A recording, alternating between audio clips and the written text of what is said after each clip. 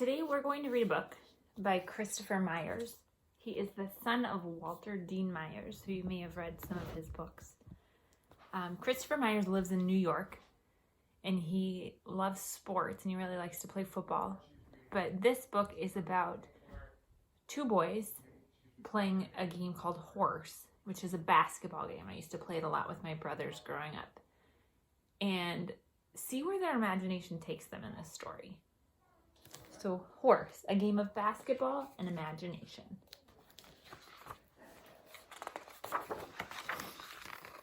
H.o.R.S.E by Christopher Myers. One day at the basketball court.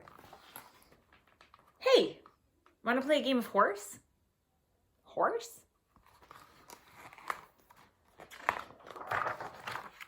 Yeah, the game where one person shoots any kind of shot. Layup, jumper from half court, bounce shot, whatever. The other player has to shoot the same shot, or else that player gets a letter. Spell horse, and it's giddy up, you're out. Right, we call it ghost where I come from. But the game's the same. You start.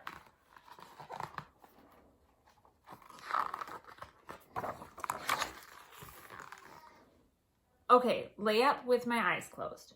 Wait, that's how you play? That's just too easy. We'll be here all day. Oh, I was just starting easy. I figured I'd give you a chance before you get horsed or ghosted or whatever. Don't be easy on me now. Be easy on yourself. Maybe you want to practice a little first. I do not need practice to beat some old ghost chump. Why don't you start?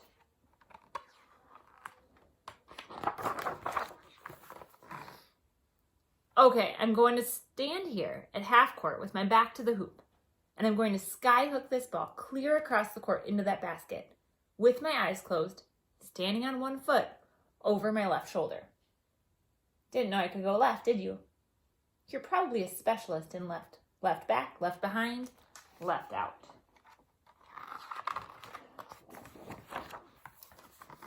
Well, school is starting now. Got a pencil? Because I'm going first.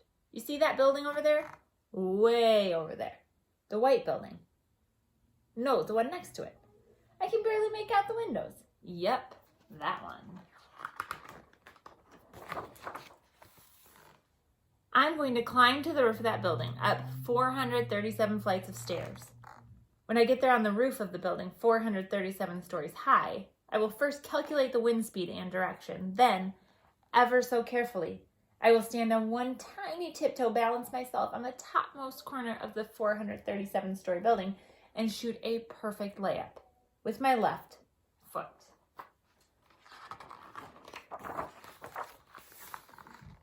Now you tell me. What? That we could leave the court. I didn't know that. If I'd known that, I would have volunteered to go first ages ago. See, I'm going to start on the court. I'll take off from about here. I'm going to need a running start. I'm going to take off like a jet, leave the city, fly over the buildings. Do you see how the text changes too? To go with the words. Over the ocean, past Europe, over Africa and Asia, back through North America, one jump, clear around the world. I call this my Magellan shot. One jump. That is, unless I get sidetracked by strong winds over the Pacific or something, then it'll be two jumps.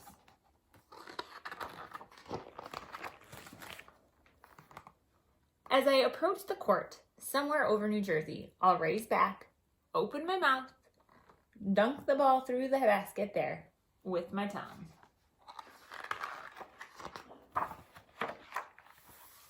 That's not bad for an amateur. If you're as bad as you say you are, we can start where I usually start. I'm glad you're thinking globally because you're going to have to be in a planetary frame of mind to even understand what I'm going to do to start us off. I'm going to need a special ball for this one. It has to be heat resistant, cold resistant, and space resistant. That's right, I said it. Outer space resistant.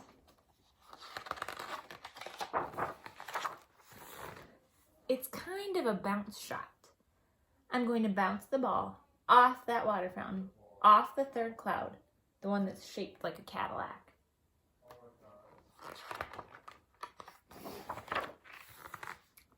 off the moon. From there, the ball will ricochet through the vacuum of space. Astronomers will write articles asking, what is this new basketball-shaped comet? It will go on through space until it hits Saturn, rolling on the edge of the rings 3 times, then spin off.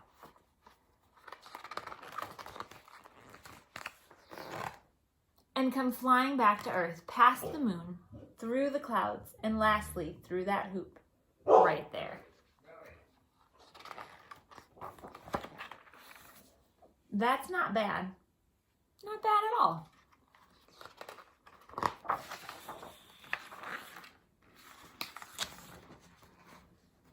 And at the end of the book, Christopher Myers puts an author's note and he says, Kamboy is my best friend.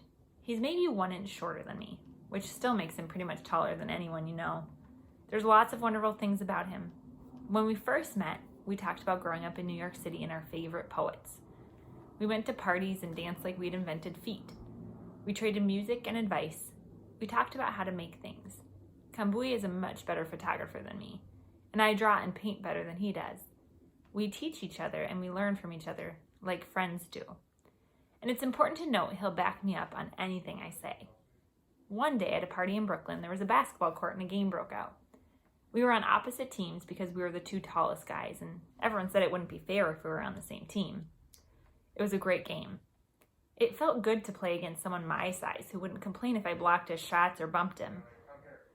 But also it felt good to play against someone who was an artist because, like dancing, sports can be as much about imagination as they are about athleticism.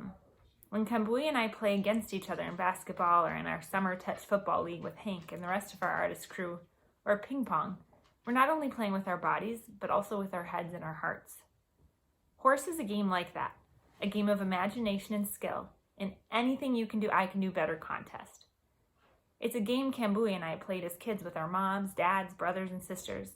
The kind of thing that people can't complain about the unfairness of your being too tall.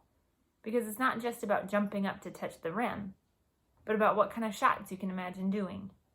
I've even played with my other best friend, Chitra. She's a foot shorter than me, but has an amazing imagination. Chitra is also a great artist. So this book is about my friends, the things we do together, our imaginations, and our athleticism. If you're lucky, you have friends like mine. I'm sure you think you could beat us, but you would be wrong. The 2 main characters are me and Kamboy as kids, and we've pretty much done every shot mentioned in the book. If you don't believe me, ask him. So do you think they really did every shot in the book? Not so sure. Maybe you can try playing horse today.